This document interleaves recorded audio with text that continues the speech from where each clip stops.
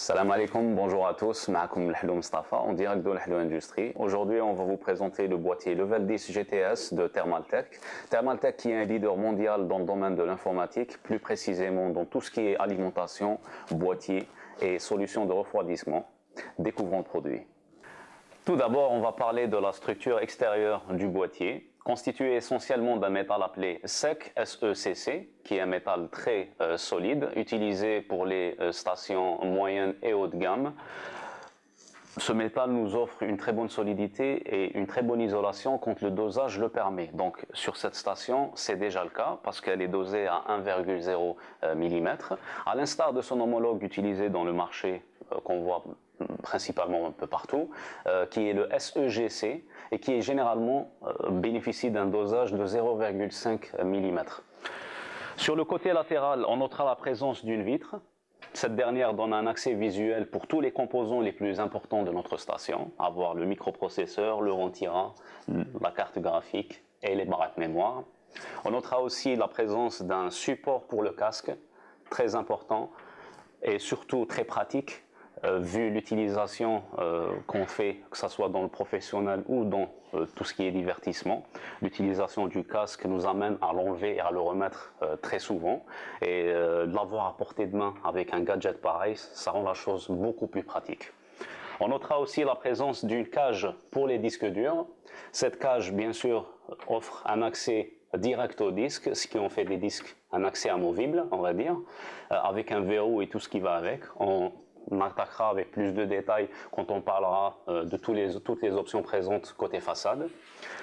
Côté plaque supérieure, on notera la présence d'une possible extension en fait pour tout ce qui est ventilo. On a deux options. Soit on opte pour un ventilateur de 200 mm, soit on opte pour deux ventilos de 120 mm chacun. On va explorer maintenant le côté façade du boîtier. Donc on voit qu'on dispose de deux ports USB 3.0, qu'on peut différencier facilement des ports USB 2.0 via leur couleur, qui sont en couleur bleue. Donc l'USB 3.0, rappelons-le, qui a une vitesse théorique 10 fois plus rapide qu'un port classique USB 2.0. Cette vitesse impacte tout ce qui est lecture et écriture de vos supports de stockage externes, que ce soit un disque externe ou un flash disk, etc., etc. Donc, on notera aussi la présence de deux prises, une prise pour le casque et une prise pour le microphone. On dispose aussi de 4 emplacements 5 pouces 1/4. Ces emplacements sont utilisés pour des lecteurs optiques, que ce soit des lecteurs graveurs, DVD, Blu-ray et tout ce qui peut être en fait placé en 5 pouces 1/4. Il y a aussi des accessoires, un Rhéobus, etc., etc. On note aussi la présence d'un emplacement 3 pouces et demi externe. Ce dernier peut être utilisé pour un lecteur de carte mémoire, pour un lecteur disquette, pour un lecteur de disque zip, de disque magnétique.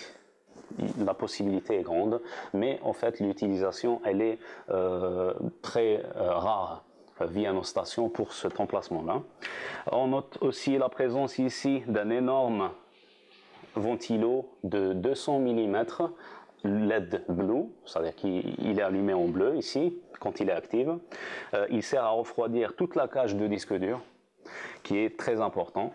On note aussi la présence d'un verrou. Ce verrou, vous allez disposer d'une clé à l'achat de votre boîtier. Ce verrou sert à verrouiller l'accès pour tout ce qui est vos données personnelles ou professionnelles, que ce soit sur votre lieu de travail ou à la maison. Vous noterez que l'accès facile au disque dur peut être un aspect positif, comporte aussi de certains aspects négatifs si vous ne disposez pas de verrou, car ce dernier peut être sollicité par n'importe qui. Donc on peut, comme on le voit ici, activer le verrou et ne pas être dans la possibilité de retirer le disque. Et on peut déverrouiller. Et bon, c'était le contraire.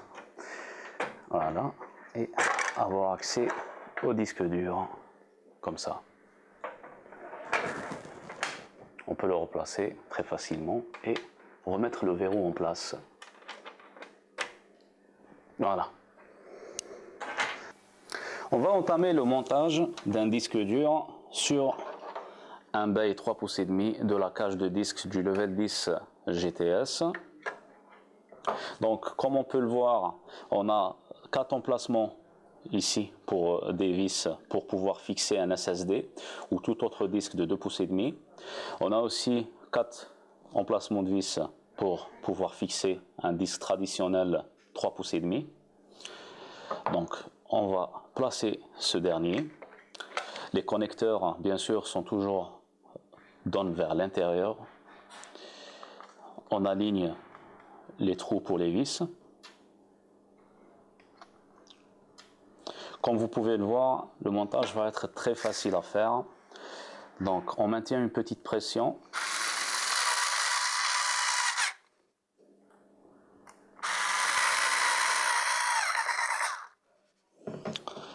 On fait aussi l'autre côté. Beaucoup de gens en fait essayent d'éviter le fait de fixer les 4 côtés, fixe un seul côté du coup au lieu des 4. Et on recommande pas du tout ce genre de pratique en fait, parce qu'il faut éviter au fait toute turbulence et tout mouvement possible qui pourrait endommager le disque. Donc on place le disque dur. Comme vous pouvez le voir, c'est très facile à placer et à enlever.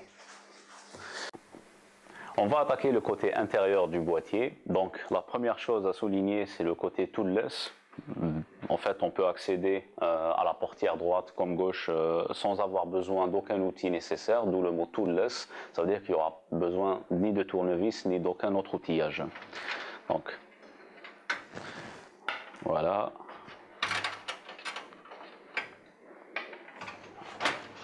On enlève la portière. Donc cet aspect toolless, en fait, on le retrouve aussi du côté des lecteurs optiques.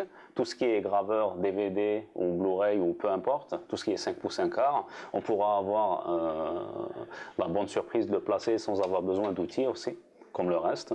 Donc des verrous avec les espèces de boutons bleus pour déverrouiller et reverrouiller. En fait. On trouve aussi un extracteur arrière de 12 cm. Cet extracteur, c'est comme un classique quand même chez Thermaltech, vu que toute la gamme, moyenne gamme et haute gamme sont équipés du même. Donc il y a un extracteur de 12 cm, mais en plus on retrouve celui de 20 cm dans le côté frontal, donc celui qui est utilisé pour le refroidissement de toute la cage des disques durs. On notera aussi la présence d'un filtre pour ce dernier.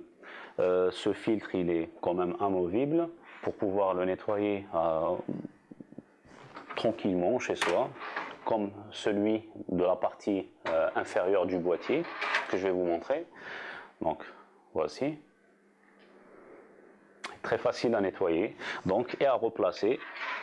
Il a un système de rails très facile en fait pour enlever et replacer, tout simplement. Ensuite, on retrouve que l'alimentation, son emplacement, c'est dans le côté inférieur du boîtier. Ça nous donnera un avantage certain pour tout ce qui est câble management. L'accès pour les câbles est très facile avec cette position-là. On retrouvera aussi la possibilité d'utiliser un câble management supplémentaire ici pour tout ce qui est câble de disque dur, graveur, tout ce qui sort de la carte mère ou rentre par le biais de l'alimentation aussi. Donc on a 1, 2, 3, 4 trous quand même, assez imposants pour faire passer les câbles. Ces trous-là, au fait, ça sert à passer les câbles derrière la paroi et bénéficier d'une esthétique assez intéressante.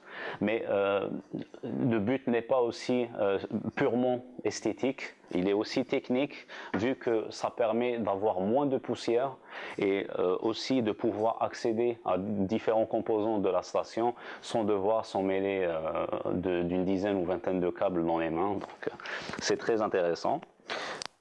On peut noter aussi la présence d'un grand trou ici, côté microprocesseur, avec la carte mère. Donc ce trou est présent pour une raison, c'est qu'on peut faire le montage d'un Ventira en fait sans devoir enlever la carte mère, ce qui est très très intéressant. Ça nous permet de pouvoir y accéder juste en enlevant la paroi gauche du boîtier. Donc la portière qui s'enlève très facilement, vu que c'est toujours du toolless. Voilà, on trouve le passage des câbles qui se fait ici.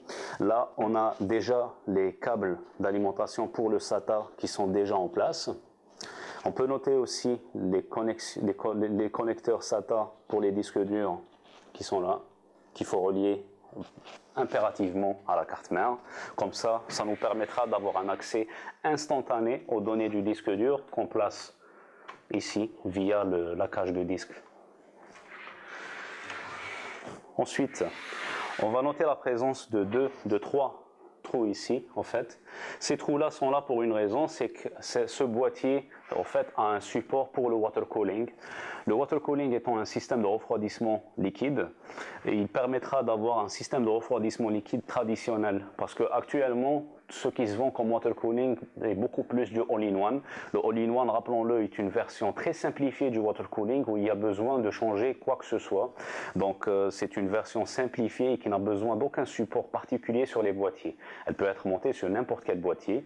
Ce support-là, par contre, est pour les water cooling version professionnelle, plus traditionnelles, qui ont une pompe séparée, un radiateur séparé et qui oblige un passage des câbles vers l'extérieur du boîtier, tout simplement. Voilà. On notera aussi que la longueur ici est propice pour pouvoir placer une carte graphique très haut de gamme. C'est une longueur qui peut atteindre les 32 cm. Donc on pourra exploiter quasiment n'importe quelle carte graphique de la gamme, que ce soit AMD ou Nvidia, peu importe, avec des standards les plus gourmands, comme les dernières cartes haut de gamme du moment. Même une GTX Titan ou une R9 290X pourrait tenir sur ce boîtier, juste à titre de référence. Pour ce qui est du ventilateur, on notera quand même que la hauteur maximale pour un ventilateur sur ce boîtier, le ventilateur CPU bien sûr, est de 17 cm et demi. Donc ça nous donne quand même pas mal de choix, vu que les ventilos les plus imposants actuellement ne dépassent jamais ce cap, sauf en de rares occasions, bien sûr.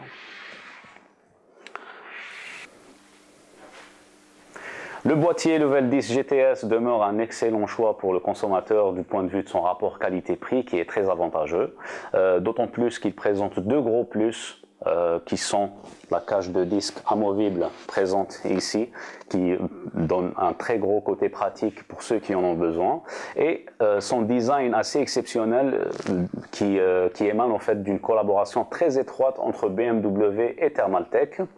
Ce produit demeure disponible dans la boutique Lahlo Industrie, Lahlo Industrie qui est distributeur exclusif de Thermaltake, rappelons-le.